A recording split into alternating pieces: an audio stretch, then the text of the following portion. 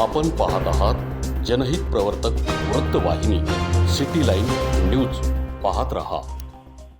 का हमारा स्वाभिमान है, देश का अभिमान है। छत्रपति शिवाजी मुस्लिम ब्रिगेड जिंदाबाद जिंदाबाद जिंदाबाद। छत्रपति शिवाजी मुस्लिम ब्रिगेड जिंदाबाद जिंदाबाद जिंदाबाद। छत्रपति शिवाजी मुस्लिम ब्रिगेड जिंदाबाद जिंदाबाद जिंदाबाद। छत्रपति शिवाजी मुस्लिम ब्रिगेड जिंदाबाद जिंदाबाद।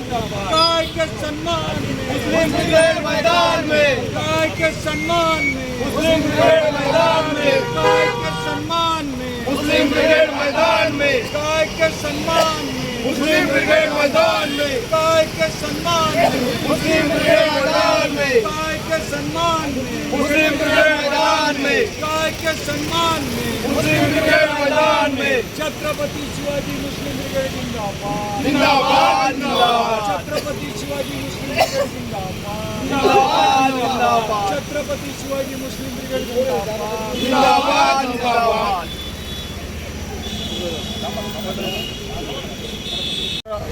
ब्रह्मचारी डॉक्टर उचितराव धोरण महाराज, तालुका मलकापूर, जिल्हा बुलढाणा। मी स्वतः गोरक्षेंचा एक संचालक आहे। पण आज या ठिकाणी छत्रपती शिवाजी महाराज मुस्लिम ब्रिगेड यांच्यातर्फे जाहीर आवाहन करण्यात येत आहे की गाईला राष्ट्रीय पशु घोषित करावा। याच्या संघटनेला माझा पूर्ण पाठिंबा आहे। पण या ठिकाणी आज या देशामध्ये आत्मपरीक्षण करण्याची गरज आहे की आज गाईच्या बाजूला कोण आहे आणि गाईच्या विरोधात कोण आहे। आपल्या देशामध्ये 5 कत्तलखाने मोठे हिंदूचे आहेत आणि ते RSCच्या लोकांचे आहेत, ते ब्राह्मणाचे आहेत। तिथं करोडो गाईची कत्तल होते, हाडं मांस निर्यात होते। पण एखाद्या मुस्लिम समाजाला म्हणतात तिथं गाई इथं गाडीमध्ये टाकून आणली, त्याला पकडतात आणि त्याला टार्गेट केलं जाते आणि खऱ्या मुस्लिम समाजाचे बदनाम केलं जाते। हा एक फार मोठा धंदा चालू आहे। त्याच्यामध्ये त्यांचे जागृत व्हायला पाहिजे आणि याच्या नावाखाली हिंदूचं एक वातावरण तयार करून हिंदूने सत्ता भोगत आहे लोक। आज या ठिकाणी त्या लोकांचा 100% या ठिकाणी पाठिंबा आहे। राष्ट्रीय पशु घोषित करावा। आज मी सुद्धा एक गोरक्षेचा संचालक आहे, पण आम्हाला कोणी हिंदू सहकार्य करत नाही। पाणी गाईला पाणी देत नाही, चारा देत नाही, कोणते सरकारचं सहकार्य नाही आहे। आता कोणी गाय शेतात जर गेली तर कंडोळ्यात टाकतात, चारा देत नाही, पाणी पाजत नाही, अडथळे आणतात। आज हिंदू सगळे लोक गाईला पोसत नाही। आज बजरंग दलाचे लोक गाई वाहून येताना पकडतात आणि त्या लोकांना मारहाण करतात, ड्रायव्हरला मारहाण करतात। पण एकाही बजरंग दलाचे नेते घरी गाय नाही, गायची सेवा करत नाही।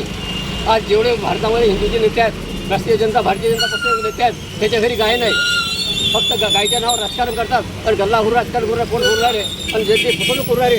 तर जनतेने जागृत व्हावं आणि आज याच्यापासून जनतेनं एवढे धाक याची चालू केली आहे। मुळा याच्यावर करोडो रुपये संपत्ती जमा करून राहिले, लोक सत्ता होऊन राहिले, तर याला हटवा आता मत झाले।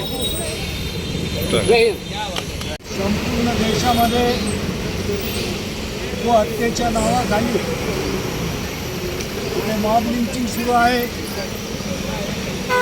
कुणी घरामध्ये काय खातं याची चौकशी करण्यासाठी जातीवादी शक्ती लोकांच्या घरात घुसतात।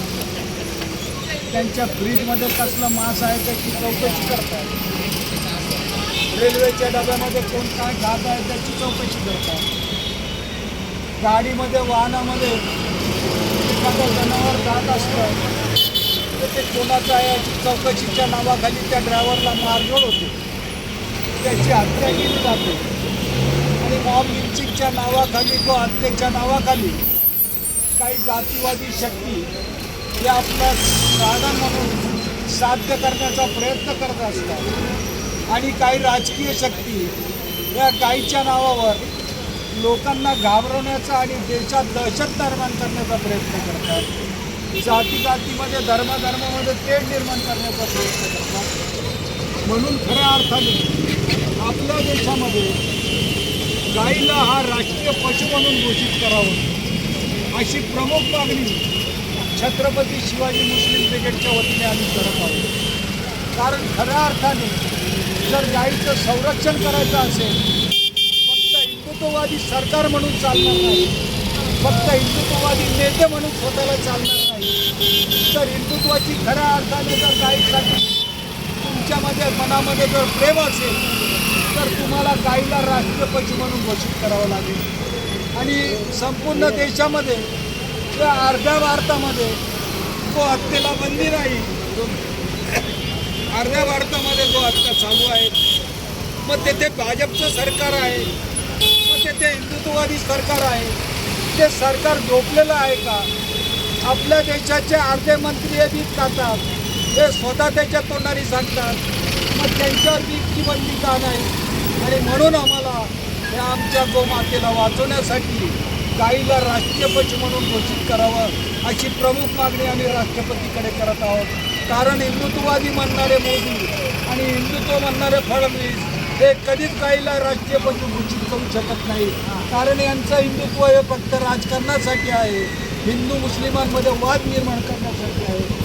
खऱ्या अर्थाने गोमातेची जर रक्षा करायची असेल तो गोमातेला राष्ट्रीय पशु म्हणून घोषित करावं अशी प्रमुख मागणी आम्ही आमच्या संघटनेच्या वतीने करतो.